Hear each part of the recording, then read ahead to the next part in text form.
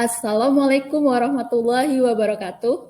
Perkenalkan, nama saya Fatimah Nur Aini. Saya adalah peserta Latsar CPNS 2022 dari Dinas Perdagangan Pemerintah Kota Yogyakarta.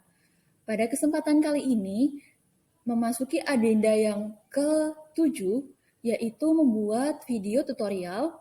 Di sini saya akan menjelaskan terkait video tutorial penggunaan database retribusi daerah yang telah saya buat pada kegiatan 5 dan 6. Saya nomor absen 33, kelompok 4, angkatan 9, golongan 3 sebagai analis pajak dan retribusi daerah dari Dinas Perdagangan Pemerintah Kota Yogyakarta dan bertugas di kelompok substansi pembinaan dan penataan pasar. Pada agenda sebelumnya, saya telah membuat infografis di Instagram untuk bidang pasar rakyat. Kemudian, pada kesempatan selanjutnya, saya membuat infografis untuk pihak internal. Di sini, infografis digunakan oleh pihak internal untuk mengetahui alur data dari retribusi daerah. Di sini, saya menggunakan dasar SOP yang berlaku di Dinas Perdagangan terkait dengan pengelolaan retribusi daerah. Kemudian, di infografis ini saya juga menggunakan dasar hukum dari aturan yang berlaku di Dinas Perdagangan. Dan infografis ini juga berkaitan dengan kondisi lapangan yang ada di Dinas Perdagangan. Karena pada agenda ini, pembuatan infografis saya berkonsultasi dengan berbagai pihak seperti pihak UPT 1 dan juga pihak P2P, yang mana di sini seksi P2P sebagai pengelola retribusi daerah, dan pihak UPT 1 saya juga berkoordinasi dengan kepala UPT dan juga pengelola retribusi daerah di UPT 1, sehingga ada infografis retribusi daerah ini berdasarkan hasil wawancara, SOP, dan juga aturan yang berlaku di Dinas Perdagangan. Kemudian dari infografis ini bisa diketahui bagaimana alur data retribusi daerah, sehingga pada tahapan selanjutnya saya membuat template database dan pada kesempatan kali ini yaitu pembuatan video tutorial. Apa sih database yang dimaksud ini? Di sini dengan mindset bahwasannya dulunya penggunaan aplikasi Excel untuk pengolahan data retribusi daerah. Nah, dari Excel ini ternyata antar data tidak bisa saling ditautkan, sehingga membutuhkan aplikasi yang bisa saling tertaut. Nah, saya menggunakan Google Spreadsheet sebagai template database saya.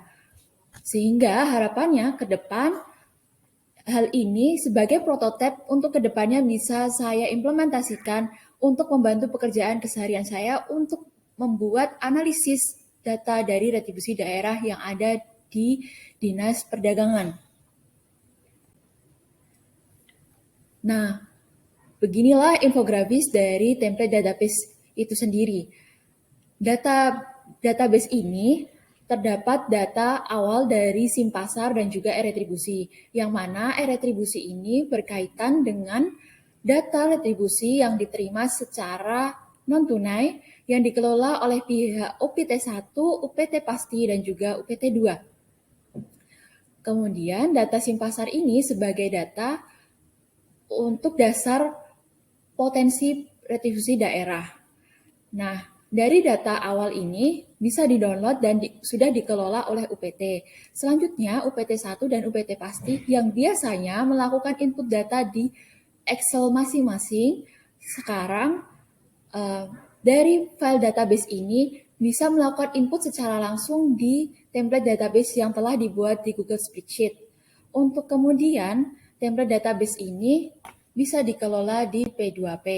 Nah, ini gambarannya.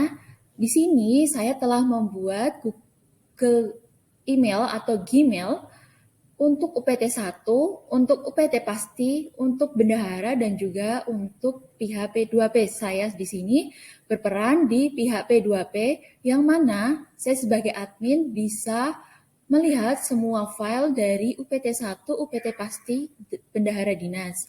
Kemudian, untuk mengakses setiap file UPT 1 hanya diberikan otoritas terhadap terhadap Gmail atau akun email dari UPT1.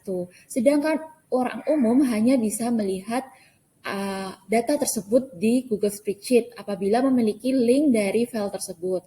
Kemudian begitu juga berlaku untuk UPT Pasti dan juga bendahara dinas yang mana memiliki email tersendiri yang bisa mengakses pada file yang bersangkutan.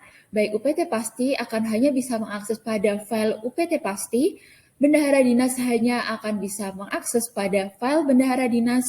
Kemudian di sini file tersebut ketika UPT1, UPT Pasti, dan bendahara dinas mengisi file database tersebut, maka akan otomatis terlink pada database yang ada di P2P. Di sini, kemudian untuk database ini bisa saya olah dan juga bisa diketahui apakah ada selisih antar laporan yang dilaporkan oleh UPT1, UPT Pasti terhadap data penerimaan dari bendahara dinas. Nah, di sini bisa untuk mengantisipasi apabila adanya selisih sehingga bisa dilakukan pengecekan atau pencocokan dengan segera sehingga tidak terburu-buru lagi ketika akan pelaporan ke BPKAD ataupun ke Bapte ataupun ke inspektorat bisa lebih cepat waktunya karena sudah diketahui sejak awal apabila terjadi selisih data.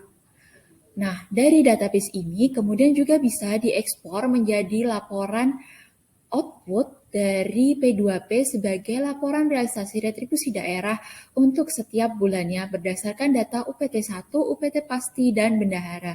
Di sini juga P2P saya sebagai analis pajak retribusi daerah di P2P bisa membuat suatu analisis terhadap laporan realisasi retribusi daerah yang telah dikelola.